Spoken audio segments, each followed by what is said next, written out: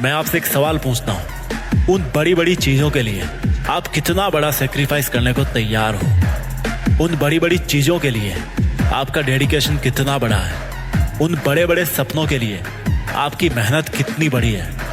जितने बड़े सपने उतनी बड़ी कुर्बानी। लेकिन पढ़ने के लिए किस चीज की कुर्बानी दें? You must have to sacrifice your sleep. अपनी जरूरत से ज्यादा नींद की कुर्बानी। You must have to sacrifice your large friends company. दोस्तों के साथ की जाने वाली मटर गश्ती की कुर्बानी। You must have to sacrifice your temporary desires.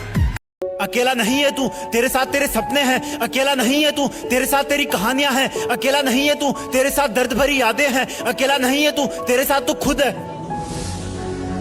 उनसे क्या सहारे की उम्मीद करना जो खुद घुटनों के बल पड़े हैं। उनसे क्या उम्मीद करना जो खुद ही उलझे पड़े हैं। तू चलेगा तभी तो कारवां बनेगा, कोई कलाम बनेगा, कोई धोनी बनेगा। तू चलेगा अकेला क्योंकि तू भीड़ में नहीं है। कोई साथ आए तो भी सही है, ना आए तो भी सही है। तेरी जीत फिक्स है, फिर क्यों तू एक जगह फिक्स है? इस दुनिया में तू ही अलग है, बाकी सब मिक्स है। अब किसी का होना ना होना तुझे नहीं खलेगा। खोजेंगे लोग तुझे जब तू अकेला चलेगा। जो पहाड़ दिख रहा है ना तुझे, वो तब तक ही पहाड़ है जब तक तू उस पर चढ़ना स्टार्ट नहीं कर देता। जब चढ़ता जाएगा तो पहाड़ तेरे पैरों से कुचलता जाएगा। लोग तब तक तुम्हें खोजते पहुंच जाएंगे वहां, तुम्हें रोकने और पकड़ने आ जाएंगे वहां, तुम्हें नोचने आ जाएंगे वहां, लेकिन पकड़ना और नोचना तो दूर।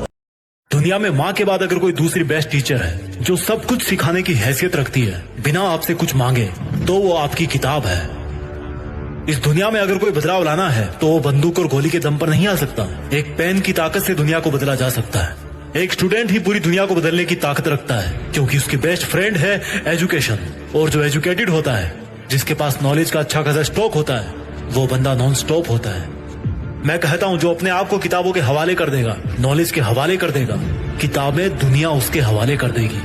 हर टारगेट, हर अचीवमेंट उसके हवाले कर देगी। आज जितने भी स्टूडेंट्स को पढ़ने में जोर आता है और वो इस वीडियो को देख रहे हैं, तो मैं उनके लिए 2 लाइन बोलना चाहता हूँ। किसी ने इंसानों से दिल लगाया और इंसानों ने उसे बर्बाद कर दिया। किसी ने किताबों से दिल लगाया और किताबों ने उसको महान कर दिया।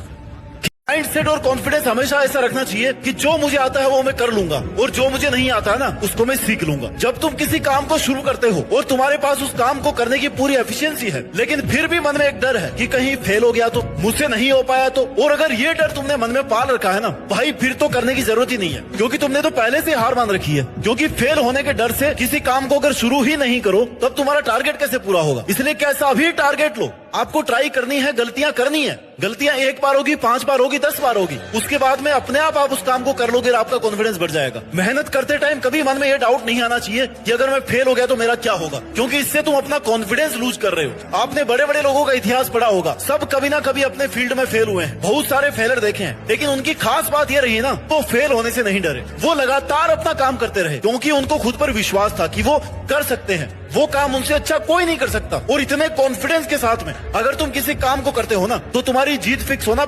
डॉक्टर एपीजे अब्दुल कलाम कहते हैं कि एक इंसान को अगर सफलता का आनंद लेना है ना, तो उसको मुश्किलों से गुजरना ही पड़ेगा, क्योंकि बिना मुश्किलों के ना वो सक्सेस को एंजॉय नहीं कर पाएगा और ना ही उसकी रेस्पेक्ट को मेंटेन कर पाएगा। थॉमस एडिसन, जिन्होंने कई सैकड़ों बार असफल प्रयास के बाद लट्टू का आविष्कार किया, बल्ब बनाया, उनका कहना है कि एक इंसान की कमजोरी ये नहीं है कि वो काम नहीं कर पाया या उसकी किस्मत में समस्याएं बहुत ज्यादा थी, बल्कि उसकी सबसे बड़ी कमजोरी ये है कि वो हार बड़ा जल्दी मान लेता है। इसलिए अगर उसको सफल होना है तो उसमें इतनी हिम्मत होनी चाहिए कि असफल होने के बाद भी एक और प्रयास के लिए हिम्मत जुटा पाए, क्योंकि हो सकता है वही प्रयास आपका अंतिम प्रयास हो। जो लोग ये सोचते हैं कि वो फेल हो गए हैं, उनको वास्तव में ये नहीं पता होता है कि उन्होंने कितना करीब से आकर के सफलता को छोड़ दिया है। अगर रिस्क लेने से डर लगता है ना, तो सक्सेस को भूल जाओ। कंपटीशन बढ़ता रहेगा, बेटर है कि तुम भी अपना हार्डवर्क बढ़ा लो। जिसका सिलेक्शन हो गया ना, उसको पूछना, वो यही बोलेगा कि भाई सिलेक्शन ऐसे नहीं हुआ था, दिन रात एक करने पड़े थे। जब तक तुम्हारी तैयारी इतनी खतरनाक नहीं होगी ना कि तुम्हें ना दिन का पता है और ना रात का पता है, सर्दी का पता है ना गर्मी का पता है, प्यास का पता है ना भूख का पता है, और ना दोस्त का पता है ना पड़ोसी का, तब तक तुम्हारा सिलेक्शन नहीं हो सकता, तब तक तुम्हारे अच्छे मार्क्स नहीं आ सकते। तू हर वो काम जो इस लास्ट चांस में तुझे विनर नहीं बना सकता ना, उसको छोड़ दीजिए भाई साहब, क्योंकि तुम्हारे पास ये चॉइस नहीं है कि मैं इस बार फेल हो जाऊंगा तो अगली बार कर लूंगा। You have no option. तुम्हारे पास ये लास्ट चांस है, अभी नहीं तो कभी नहीं। इट्स नाउ और नेवर सिचुएशन। आखिरी बार कोशिश कर रहे हो ना तुम। इस बार या तो बहुत बड़ा सपना पूरा हो जाएगा या फिर ये सब कुछ खत्म हो जाएगा।